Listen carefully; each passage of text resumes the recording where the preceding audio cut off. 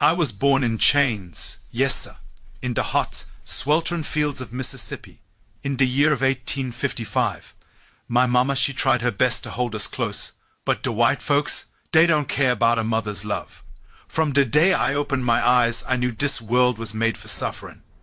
The sun scorching down on my back, the whip laying ready, and the dogs barking at our heels. I didn't know nothing but fear and hunger. My mama told me to be still, to keep low, to hope, but I couldn't even understand how hope looked. I just knew pain, yes sir, pain that cut deep in the soul. My papa, he was strong, but he wasn't free. He worked from sun-up till the moon peeked out. Sometimes he'd sneak me a piece of cornbread or a few drops of sweet tea, and I'd cling to it like it was gold. I tried to remember his face, his hands, his voice, 'cause one day they might take him from me. And they did, yes sir, one day. Massa came on his horse, ice cold as the river in winter, and he say we sellin' some of the young ones. I remember my papa looking at me, his eyes hurtin', and I knew I wouldn't see him no more. I ain't never felt so small in all my life. We had chores from the crack o' dawn, picking cotton, digging holes, tending to the livestock. The overseer, he was cruel, yes sir, cruel to the bone. One time I tried to help my little sister make sure she don't fall. He caught me holding her hand and he lashed me across the back till I could hardly breathe. The stinging fire, it stayed in me for days. I still feel it sometimes when I close my eyes, and every scar on my skin tell a story of survival, yes sir. It tell who I am, even if the world try to forget. I was a young'un, maybe 10 or 11, when I saw the first body. Old Jim, he was weak, sick from the river fever, and the massa say he's no good. Day he took him down by the woods, and I heard nothing but silence after. My heart beat so fast I thought it'd break, but no one cared about my feelings. I stayed under the porch crying, thinking maybe I could hide from all this death, but it was everywhere. The whip, the chains, the hunger. I learned quick, yes sir. Learned that a cry won't save you and a tear won't bring back the dead. Sometimes I'd sneak into the fields at night, watching the stars. I didn't know what the stars said, but I knew they shone for something better than this life. I dreamed of walking in the woods, free from the overseer, free from the dogs, free from the fear. But I knew a dream alone ain't no shield against the lash. I learned to keep quiet, to move like the wind, to hide in shadows. I learned the names of every tree and every creek, 'cause maybe one day I'd need the woods to be my friend. Family was everything to me. My mama, my papa, my siblings, they were my heart. But the white folks, they tore families apart like paper. One day my older brother, he was strong, full of fire, and they took him to the auction. I never seen him again. My mama's cries haunt me yet. They taught me young, yes sir, that love is a danger in chains, that closeness brings pain, but still we cling. We cling 'cause it's all we got. I learned early what hunger felt like. Sometimes we eat nothing but scraps, nothing but dirt, bread and water that tastes like clay. My stomach hurt so much I thought it'd split. But even in that hunger, even in the fear, I felt little sparks of defiance. A thought, maybe one day I'd run. Maybe one day I'd see a sky that belonged to me, not to massa. I whispered it to the night, told it to the crickets and the owls. I made a promise to my small, scared heart that I'd survive, even if my body be battered, even if my spirit felt broken. I was still young, 12, 13, maybe 15, when I first felt the lash of true terror. Not just the whip, but the knowing that, at any moment, they could sell my mama, my sister, or me, and we'd never meet again. Every day was a fight to keep my soul alive, yes sir. Every night I prayed to God. To anything listening, that I'd wake up again and find some piece of me still mine. And in that praying, I began to learn something vital. That even in chains, a mind can be free, even if the body be not. I remembered the first scar on my hand. A piece of metal, the overseer's fault, or maybe it fell. I don't rightly know. But I saw it, red and raw, and I understood that this body belonged to no one but me in some small way. I hid it from the world, but I cherished it in secret. Every scar, every bruise, every ache, it taught me how to endure. It taught me to survive. Yes, sir, I was born in chains, but in my heart I begun to be something else, something that no whip or dog or cold-hearted massa could touch. I lived in fear, yes sir, but I also learned to dream, even in the hardest soil, even in the hottest sun. And it's in dem dreams that the seeds of escape took root, slow and quiet, but growing with every tear, with every lash, with every heartbreak I saw round me. I knew not the hour nor the day, but I knew deep down I would run. I knew the feeling of breaking long before the day I decided I'd run. But yes sir, there comes a day when the last piece of something inside you snaps, and it ain't coming back. For me, that day, it came quick, sudden and cruel. The white folks done sold my little sister Mary, yes sir, my own flesh and blood, to some place far away. I was picking cotton, my hands red and raw, when the men rode in. They snatched her like she was nothing, not even a thing of value to us, but she was all I had left from home. I screamed, I ran, I hollered, but masses men, they laughed, they beat me, and I could only watch as she disappeared down the road. I remembered the feeling in my chest like a hammer pounding, like fire crawling under my skin. I felt rage, yes, and fear, but mostly I felt emptiness. Not the kind you can fill with food or sleep, but the kind that eats you from the inside. I thought about all the nights I prayed, all the stars I whispered to, all the times I promised myself I'd survive, and in that moment I knew that praying alone wouldn't save me, wouldn't bring her back. I had to act. I had to move. I had to leave. It weren't just Mary. It was the whipping I seen that morning too. Old Tom, he was older than me by many years, got caught resting under a tree. They whipped him till his back was raw, till his skin hang in tatters. I seen him fall, but the overseer, he beat him again laughing, saying he was too lazy for God or man. And then there was Liza, one of the older women. Massa done took a liking to her, yes sir. And one night I saw what he did. I ain't got words fit for it, but I never forgot. Never.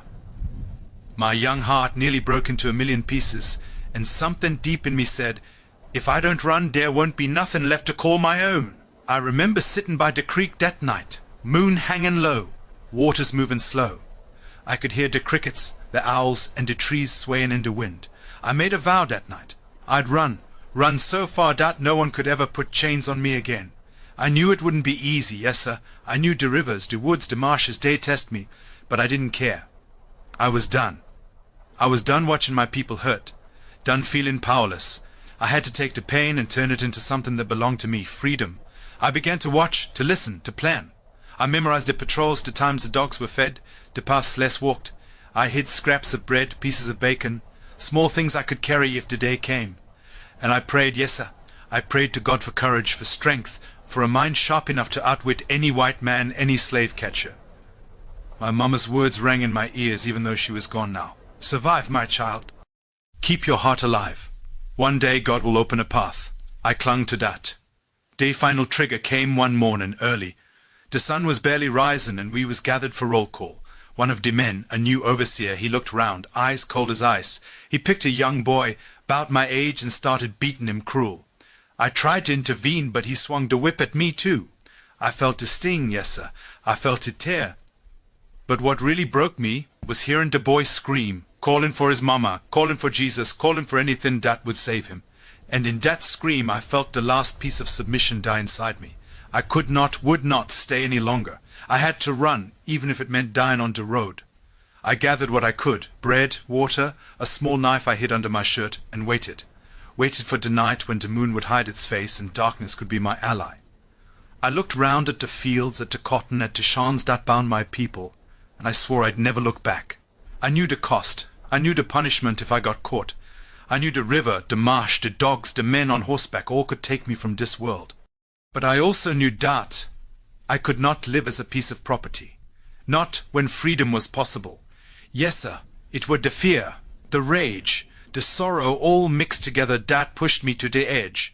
The last lash, the last sold sister, the last scream, I carried them all in my chest and I whispered to my own soul, slow and steady, I'm leaving, I'm going, I'm taking what's mine. That night I felt something I had never felt before, resolve, cold, hard, unyielding. I would run no matter the cost. And from that moment, nothing could stop me, not whip, not master, not even my own fear. When the night finally came, dark as a shut eye, I took my first step toward freedom barefoot, yes sir, 'cause I ain't had no shoes left. They took 'em weeks before for another man. My feet was raw already, but I ain't cared none.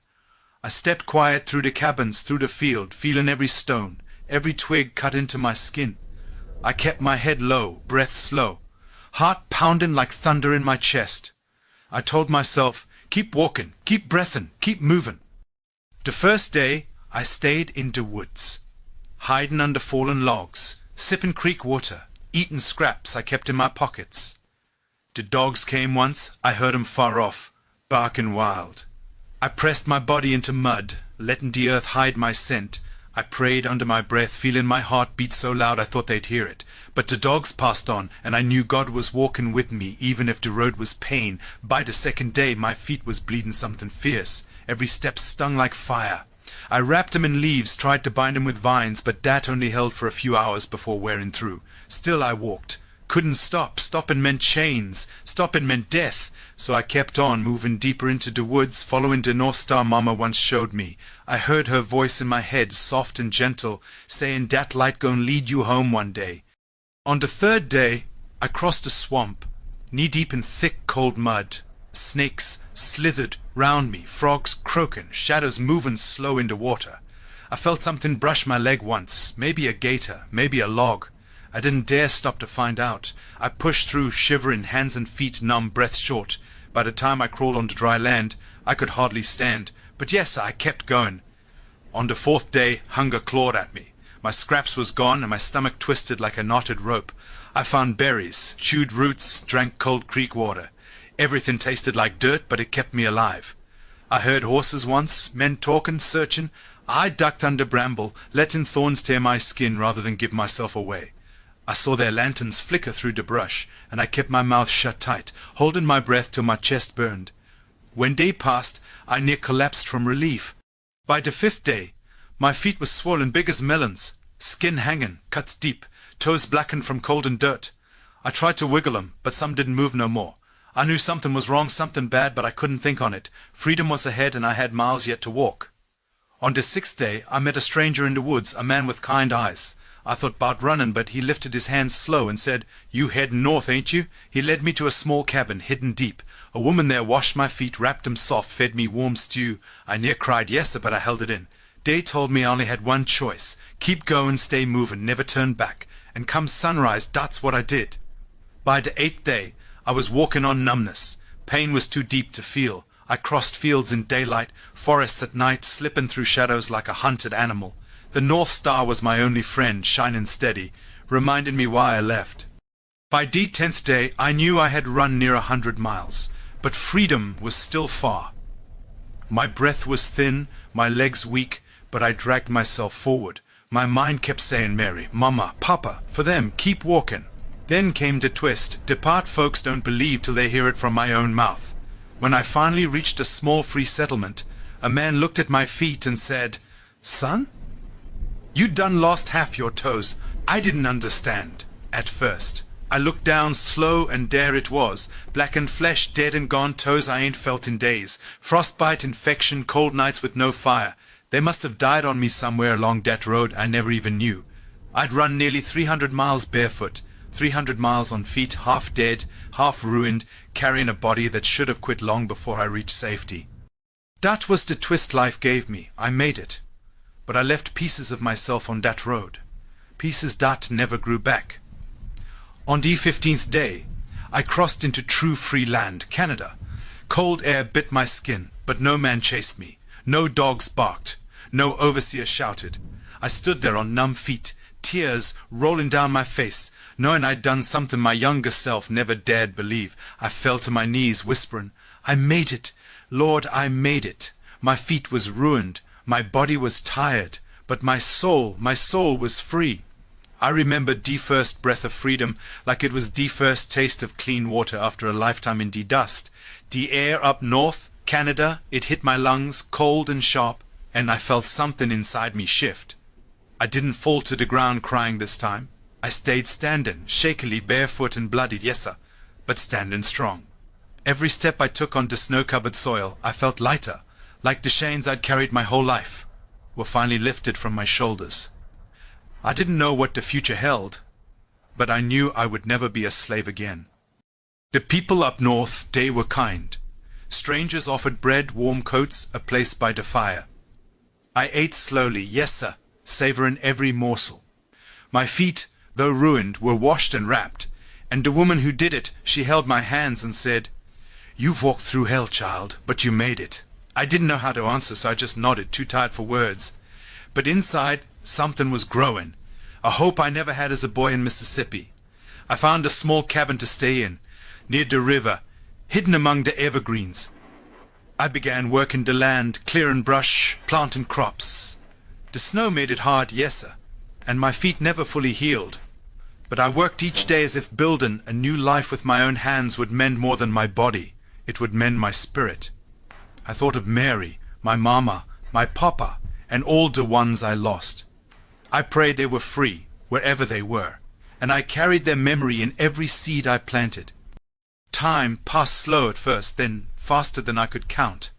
I met others, free folk like me, escaped from chains, and we shared stories by the fire, laughing and crying all at once. We helped each other, yes sir, and in that help, I learned that freedom is not just running from whips and masters. It's in community, in trust, in love that no one can take. I made friends who became family, and I began to feel whole again, even with half my toes gone, even with my back marked with scars that told stories no one should ever forget. Years went by. I found a woman, a kind soul, who saw me not for what I'd been, but for what I was building. We married, had children, and for the first time in my life I saw the promise of a future not dictated by chains or fear. My home was filled with laughing, yes sir, and though sometimes the past whispered in my ear, it never could take the joy from me, not if I held it close. I taught my children the woods, the stars, the river, all the ways to survive, but also the ways to dream. I grew old in the north, strong in heart, if not in body. My feet never fully healed, but every scar, every crippled toe was a reminder of the road I traveled, of the pain I endured, and the strength I carried within me. I would sit by the river sometimes, watching the water, thinking of the hundreds of miles I ran barefoot, thinking of every lash, every stolen family member. Every night I lay in fear, and I'd whisper to myself, I survived. I am free. I am still here. I want folks to know, even in the darkest chains, even in the cruelest hands of man, freedom is possible. It ain't easy. Yes, sir, it might cost you blood, it might cost you flesh, it might leave scars that never fade. But if you keep your mind steady, your heart strong, and your eyes on the path ahead, you can make it. Every step you take, no matter how painful, carries you closer to something real, something worth fighting for. I see my life now, not just as the story of escape, but as a lesson to the world that no matter how heavy the chains, no matter how deep the scars, no matter how much of yourself you leave on the road, you can claim what's yours, your soul, your body, your freedom.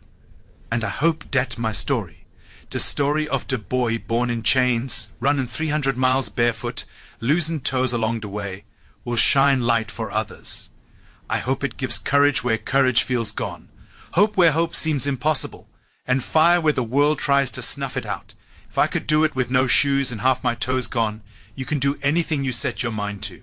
Never give up on freedom.